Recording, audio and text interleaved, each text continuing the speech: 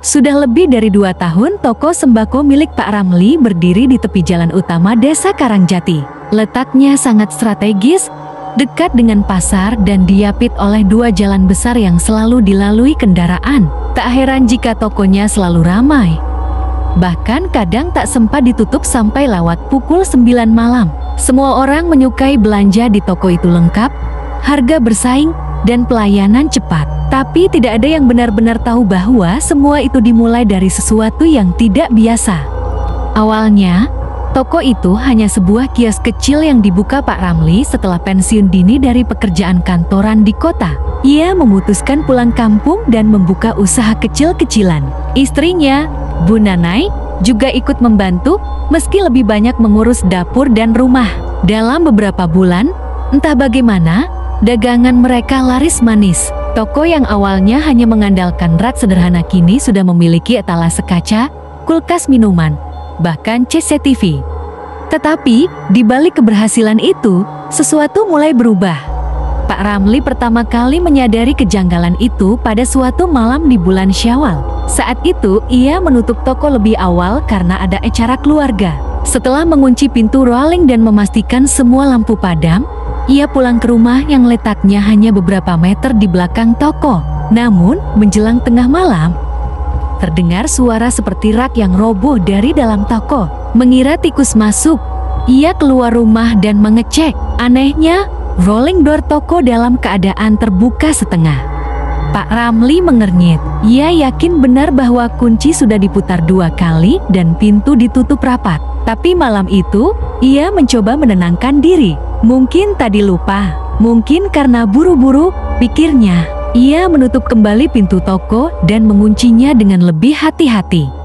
Besok paginya, saat membuka toko, kejadian aneh kedua terjadi. Salah satu rak di bagian belakang tempat ia menyimpan mie instan dan makanan kering berantakan seperti ada yang sengaja membongkarnya. Kardus terguling, beberapa bungkus mie sobat, dan tumpukan biskuit berserakan di lantai. Ia langsung memanggil anak buahnya, seorang pemuda bernama Bowo, untuk memeriksa apakah semalam ada tikus besar atau kucing masuk.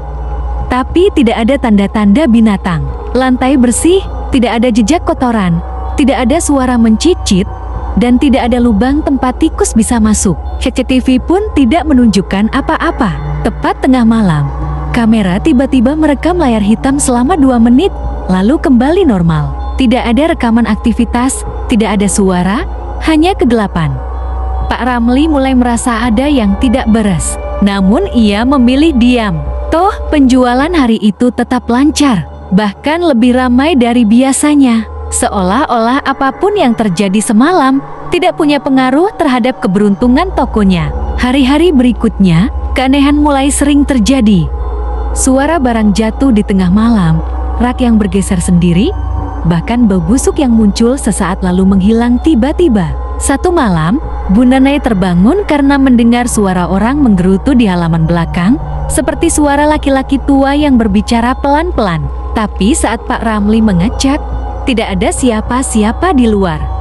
Puncaknya terjadi saat seorang pelanggan tetap, seorang ibu parubaya bernama Bu Mi, datang ke toko dan mendadak pingsan di depan etalas telur. Ketika siuman, ia menangis ketakutan dan berkata bahwa ada sesuatu yang mengawasinya dari balik rak beras. Ia melihat sesosok makhluk hitam besar dengan mata merah menyala, berdiri diam tanpa bergerak, hanya menatapnya. Tapi saat Pak Ramli memeriksa, tentu saja tidak ada apa-apa. Dari situlah kabar mulai menyebar. Gosip tentang toko Pak Ramli yang angker mulai beredar pelan-pelan. Beberapa pelanggan mulai enggan datang malam hari. Anak-anak yang biasa jajan mulai berbelanja siang saja. Tapi anehnya, penjualan toko tidak menurun, bahkan lebih meningkat. Hal ini semakin membuat Pak Ramli gelisah. Ia kemudian diam-diam memanggil seorang ustaz dari desa sebelah untuk membantu. Ustaz Sofian, seorang pria tenang dan bersahaja, datang malam itu dan langsung merasakan aura ganjil di toko tersebut. Ia meminta izin untuk bermalam di toko. Katanya, ingin melihat sendiri apa yang sebenarnya terjadi. Malam itu, Pak Ramli dan Bowo menemaninya. Mereka mematikan lampu dan duduk dalam hening di sudut toko. Jam berdetak pelan. Sesekali terdengar bunyi rak kayu yang berderit, tapi tak ada yang bergerak. Hingga sekitar pukul 2 dini hari, udara tiba-tiba menjadi dingin menusuk. Pintu rolling yang tadi sudah dikunci dari dalam, berguncang sendiri seperti ditarik dari luar. Ustadz Sofyan berdiri dan membaca sesuatu dengan lirih. Saat itulah terdengar suara tertawa kecil, sangat pelan, seperti berasal dari belakang kulkas minuman. Tawa itu berubah menjadi suara tangis lirih, lalu kembali menjadi tawa. Ustadz Sofyan menatap ke arah suara, lalu menghela napas berat. "Mohon maaf, Pak Ramli," katanya. "Toko ini bukan hanya diganggu, tapi ada kiriman." Pak Ramli terkejut. Ustadz Sofyan mengangguk. "Seseorang mengirimkan makhluk untuk menumpang di sini. Jin, mungkin tujuannya untuk membuat toko ramai. Atau sebaliknya." Pak Ramli merasa jantungnya berdegup kencang. Siapa yang akan melakukan hal seperti itu? Ia tidak pernah berurusan dengan orang lain, apalagi bermusuhan. Tapi sebelum ia bisa bertanya lebih jauh, Ustadz Sofyan hanya memberi satu saran, "Mulai sekarang, jangan buka toko terlalu malam, dan jangan sembarang terima barang dari orang asing." Setelah malam itu, Pak Ramli tak lagi meragukan bahwa sesuatu yang tak kasat mata telah menetap di tokonya. Ia mulai lebih waspada, membuka toko lebih siang dan menutupnya sebelum maghrib. Ia mengikuti anjuran Ustaz untuk membersihkan toko dengan cara-cara tertentu, membacakan doa-doa khusus, menyiram air yang telah didoakan di setiap sudut ruangan, serta membakar wewangian yang dipercaya bisa mengusir gangguan halus. Namun semua itu hanya membawa ketenangan sesaat. Gangguan tak serta-merta hilang, justru semakin sering hadir dalam bentuk yang lebih menyesakan. Tiap malam, suara langkah kaki terdengar dari langit-langit toko yang hanya beratapkan seng. Beberapa kali, karyawan yang berjaga sore melihat bayangan hitam melintas cepat di antara rak-rak, namun saat diperiksa, toko dalam keadaan kosong. Barang-barang mulai berpindah tempat tanpa sebab. Kulkas minuman yang semula berada di sisi kanan tiba-tiba berpindah ke sisi kiri keesokan harinya, padahal tidak ada satupun yang merasa memindahkannya. Karyawan Pak Ramli pun satu persatu mengundurkan diri. Ada yang mengaku bermimpi buruk tiap malam sejak bekerja di toko itu, ada yang tiba-tiba sakit tanpa sebab jelas, dan ada pula yang mengalami kecelakaan kecil setelah pulang kerja. Semua kejadian itu terasa terlalu kebetulan untuk dianggap sebagai nasib semata. Dalam sebulan, Pak Ramli harus mengganti 3 orang karyawan. Semua hanya bertahan kurang dari 2 minggu. Sementara itu, pelanggan tetap mulai berkurang. Beberapa di antara mereka datang dan terlihat gelisah saat berada di dalam toko. Ada yang hanya memutar badan begitu masuk, lalu buru-buru pergi tanpa membeli apa-apa. Wajah-wajah mereka selalu tampak pucat, seperti menyimpan ketakutan yang tak bisa dijelaskan. Ada 1-2 yang berani menceritakan apa yang mereka lihat: sosok tinggi hitam di dekat kasir, perempuan tanpa wajah berdiri di depan rak bumbu dapur, atau tangan melambai dari balik jendela kaca. Namun anehnya, di tengah semua itu, omset toko tidak menurun, bahkan meningkat. Setiap pagi, selalu saja ada tumpukan uang tunai dalam jumlah besar di dalam laci kasir. Padahal, berdasarkan pengamatan dan catatan penjualan, jumlah barang yang keluar tidak sebanding dengan uang yang masuk. Kadang, barang yang stoknya berkurang tidak pernah dijual. Bahkan ada produk yang sudah lama tidak tersedia, tiba-tiba hilang dari rak, seolah dijual entah kepada siapa. Pak Ramli sempat merasa senang, tapi jauh di lubuk hatinya, ada sesuatu yang terasa tidak beres. Seolah ia tengah menerima sesuatu yang bukan miliknya, sesuatu yang dibayarkan oleh tangan-tangan tak terlihat. Ketika malam tiba, hawa di dalam toko menjadi semakin berat. Udara berubah lembab, dan langit-langit tampak menghitam, seolah dilapisi jelaga tak kasat mata. Suara-suara dari dunia lain mulai lebih sering terdengar, bisikan dari balik rak, suara anak kecil tertawa, atau napas berat yang terdengar dari bawah meja kasir. Di suatu malam, seekor kucing hitam masuk dan mati keesokan harinya, dengan posisi tubuh melingkar dan mata yang terbuka menatap langit-langit. Tak seorang pun berani menyentuhnya hingga jenazahnya membusuk dalam semalam dan menghilang tanpa bekas.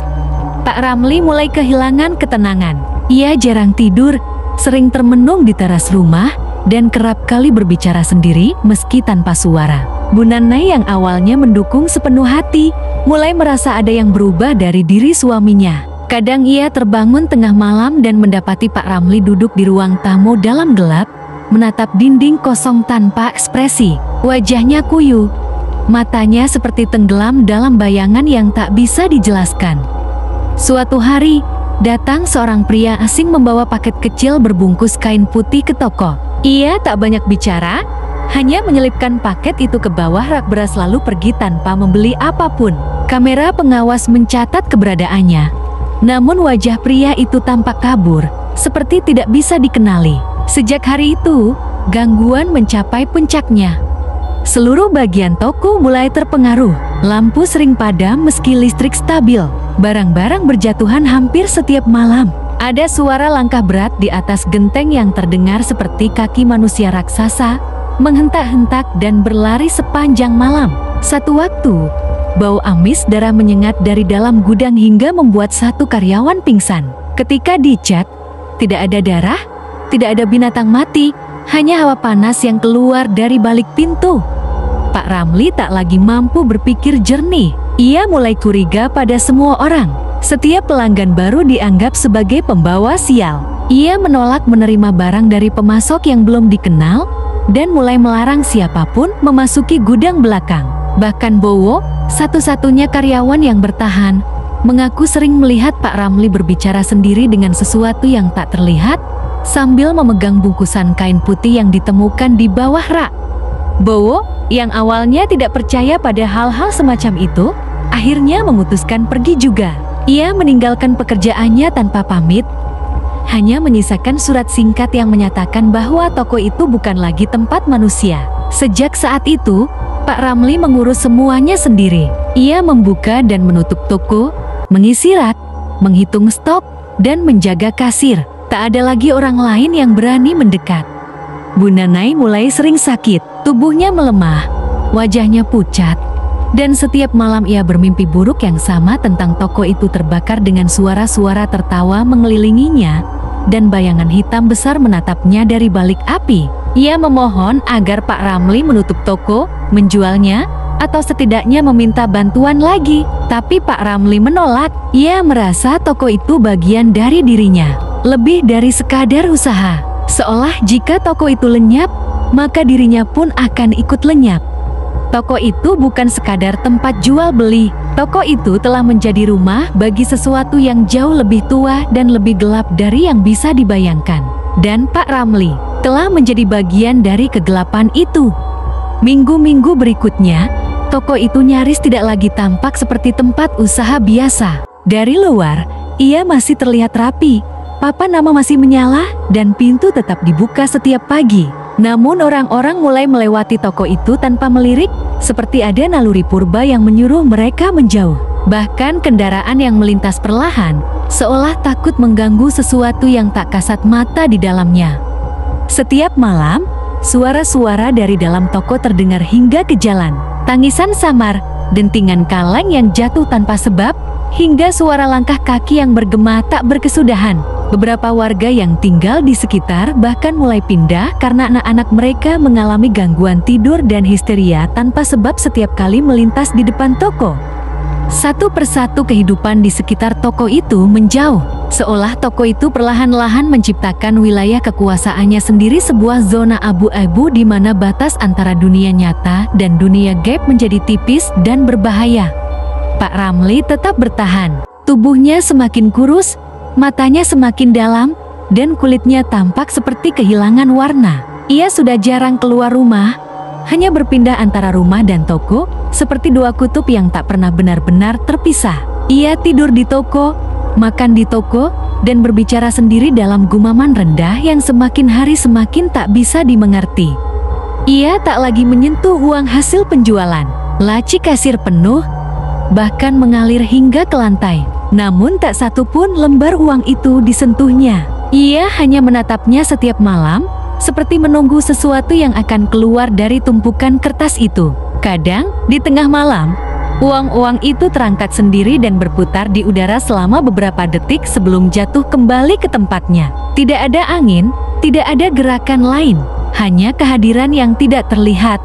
namun sangat nyata. Suatu malam, Bu Nenai yang tubuhnya semakin lemah mendadak terbangun dalam keadaan menggigil hebat. Ia merasa seolah sedang ditatap oleh ratusan mata dari segala arah. Dalam keputusasaan, ia mencoba melangkah ke toko, berharap bisa menemukan suaminya dan memintanya menghentikan semua ini. Tapi langkahnya terhenti di ambang pintu. Di sana, ia melihat sesuatu yang membuat darahnya membeku. Pak Ramli sedang duduk bersila di lantai toko yang dikelilingi oleh lingkaran garam, sementara di sekelilingnya, bayangan hitam bergerak dalam pola aneh, menari-nari seperti kabut yang hidup. Di tengah lingkaran itu, ia menggenggam kain putih yang sama kain yang dahulu ditemukan di bawah rak beras. Kain itu kini bergetar sendiri, seperti jantung yang berdenyut, dan dari dalamnya terdengar suara, bukan dari mulut manusia, tetapi suara rendah penuh gema, seperti seruan dari dalam tanah. Bu Nenai pingsan saat itu juga, dan ketika terbangun keesokan paginya, ia sudah berada di kamarnya. Tubuhnya kaku, dan matanya tak bisa melihat apapun selama 2 hari penuh. Saat penglihatannya kembali, ia hanya bisa menatap kosong, seperti sebagian dari jiwanya telah tertinggal di ambang pintu toko malam itu. Tak ada lagi yang bisa dilakukan. Desa mulai membicarakan penutupan toko itu. Kepala desa bahkan sempat mendatangi Pak Ramli. Tapi lelaki itu hanya berdiri membisu, menatap lurus ke depan tanpa menjawab. Tak ada satupun warga yang berani memaksanya. Semua merasa bahwa tempat itu sudah bukan wilayah manusia lagi. Bahkan tanah di sekitarnya mulai menghitam, rerumputan tidak lagi tumbuh, dan binatang liar tak mau melintas di depannya. Pak Ramli semakin tenggelam dalam dunianya sendiri. Ia tak lagi tampak sebagai seorang pedagang. Ia lebih mirip penjaga-penjaga sebuah gerbang tak kasat mata yang membuka jalur antara 2 dunia. Dan gerbang itu tak lain adalah tokonya sendiri. Pada suatu malam tanpa bulan, saat udara begitu berat dan langit tampak menggantung rendah, toko itu mengeluarkan suara keras seperti jeritan besi yang dipaksa retak. Warga yang tinggal agak jauh pun bisa mendengarnya. Mereka berani mengintip dari balik jendela dan menyaksikan sesuatu yang tak bisa mereka lupakan seumur hidup. Dari atap toko, asap hitam tebal mengepul, melingkar-lingkar membentuk pusaran. Asap itu mengalir turun ke tanah, menyelimuti bangunan seperti kabut malam. Dan di dalamnya muncul sesosok tinggi besar, hitam legam, tanpa wajah. Makhluk itu berdiri diam beberapa saat sebelum menyatu dengan asap dan menghilang. Bersamaan dengan itu, seluruh lampu di desa padam, dan selama 5 menit, waktu seolah berhenti. Esok paginya, toko itu terbakar. Namun bukan terbakar biasa. Api yang muncul tidak menjalar ke rumah Pak Ramli, tidak menyambar ke bangunan di sekitarnya. Ia hanya membakar toko itu sendiri perlahan, sangat pelan, seperti sebuah ritual pembersihan. Anehnya, tidak ada yang berani memadamkan api. Bahkan pemadam kebakaran yang datang hanya bisa berdiri dan menonton. Mereka berkata udara di sekitar toko terlalu panas untuk didekati, seperti ada dinding tak terlihat yang menahan siapapun untuk masuk. Api padam sendiri setelah 7 jam. Yang tersisa hanyalah puing-puing hitam dan tanah yang mengeras seperti batu. Tidak ditemukan satupun tulang, barang, atau sisa benda yang bisa dikenali. Bahkan CCTV yang dipasang pun terbakar seluruhnya, meninggalkan casing plastik meleleh dan kabel yang hangus. Dan Pak Ramli lenyap tanpa jejak. Tidak ada yang tahu kemana ia pergi. Tidak ada jasad, tidak ada tanda pelarian, tidak ada saksi. Bu Nenai yang masih hidup dan kini dirawat oleh keluarga jauhnya di luar kota, hanya berkata bahwa suaminya telah memilih untuk tinggal bersama sesuatu yang dulu ia terima tanpa sadar. Sesuatu yang datang dalam bungkus putih kecil yang dibawa oleh tangan tak dikenal. Sesuatu yang menjadikan tokonya bukan lagi milik manusia. Warga desa kini menyebut bekas toko itu sebagai tanah mati. Tak ada yang berani membangun apapun di atasnya. Bahkan tumbuhan tumbuh dan hewan yang melewatinya sering ditemukan mati keesokan paginya. Dan pada malam-malam tertentu, jika seseorang cukup berani mendekat, mereka bisa mendengar suara pintu rolling yang berderit terbuka. Disusul suara langkah pelan di antara rak-rak yang sudah lama tidak ada. Toko itu telah tiada, tapi penghuninya belum pergi. Beberapa bulan setelah kebakaran itu, Tanah bekas toko Pak Ramli tetap dibiarkan kosong. Reruntuhannya telah dibersihkan, tetapi sisa-sisa dari sesuatu yang kelam masih terasa membekas. Setiap kali seseorang melintas di dekatnya, dada mereka terasa berat, seolah dipaksa menahan napas oleh tangan tak terlihat. Bahkan kendaraan yang lewat sering tiba-tiba mogok, hanya untuk kembali normal begitu menjauh dari tempat itu. Tak seorang pun warga desa Karangjati berani menyentuh atau merencanakan sesuatu di atas bekas tanah tersebut. Kepala desa pernah berinisiatif mengundang pengembang untuk membuat ruko baru di sana. Namun setiap rencana yang diajukan selalu berujung bencana kecil. Jatuh dari tangga, kecelakaan di jalan, hingga anggota keluarga sakit mendadak. Akhirnya, niat itu dihentikan. Tidak ada lagi yang ingin berurusan dengan tempat itu. Namun meski tak ada bangunan, gangguan tetap muncul. Beberapa anak muda yang iseng mencoba menguji nyali di tengah malam di area tersebut seringkali jatuh sakit keesokan harinya. Ada yang tiba-tiba bisu selama berhari-hari, ada pula yang kehilangan kesadaran dan mengigau dengan kalimat-kalimat aneh.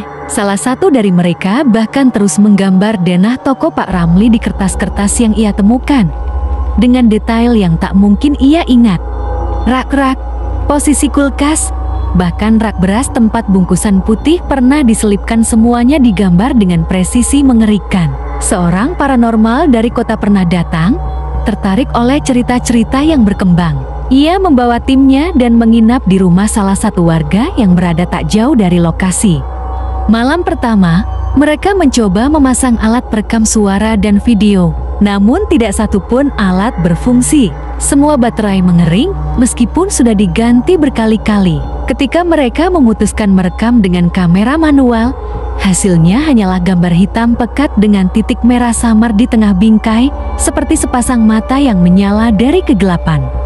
Paranormal itu tak pernah kembali. Ia hanya meninggalkan pesan pada warga agar tidak lagi mencoba berhubungan dengan apapun yang tertinggal di tempat itu. Katanya, yang tertanam di tanah tersebut bukan hanya sisa jin kiriman, tetapi telah tumbuh menjadi semacam entitas yang lebih tua dan lebih dalam dari sekadar gangguan biasa.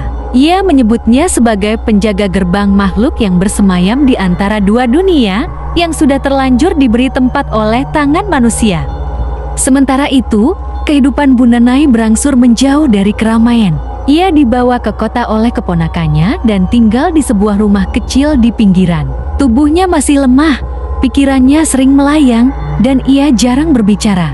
Namun pada suatu malam yang lengang, ketika listrik padam dan lilin menjadi satu-satunya cahaya, ia menuliskan sesuatu di sebuah buku catatan tuanya. Tulisan itu hanya satu kalimat, namun cukup untuk membuat keponakannya ketakutan hingga membakar halaman tersebut. Kalimat itu berbunyi, "Dia belum selesai berdagang." Kalimat itu membuka kembali luka yang belum sembuh. Warga desa yang mendengar kabar tersebut mulai dihantui kembali oleh ketakutan lama. Mereka yang pernah belanja di toko itu mengaku sering bermimpi berjalan di lorong sempit, diapit rak tinggi yang penuh barang. Di ujung lorong, sosok Pak Ramli berdiri dengan senyum beku, matanya kosong, namun tangan kirinya menunjuk ke bawah ke sebuah bungkusan putih kecil yang tergeletak di lantai. Beberapa pelanggan tetap bahkan mengalami kejadian lebih nyata. Salah seorang ibu rumah tangga menemukan sebungkus mie instan dengan merek yang sudah lama tidak beredar di pasaran, lengkap dengan stiker harga dari toko Pak Ramli. Yang lain mendapati uang kembalian dengan cap merah aneh di salah satu sisinya, seperti bercak darah berbentuk segitiga. Semuanya terjadi setelah mereka berbicara tentang toko itu, atau tanpa sengaja melintasi tanah kosongnya. Masyarakat pun mulai paham, gangguan ini bukan lagi sekadar kiriman jin. Kiriman itu hanyalah pembuka, sebuah pintu kecil yang telah dibuka oleh tangan seseorang dengan niat buruk. Tapi yang keluar darinya tumbuh menjadi sesuatu yang tidak bisa dikendalikan. Sesuatu yang menolak untuk pergi, karena telah diberi ruang untuk tinggal. Waktu berlalu, tahun-tahun berjalan.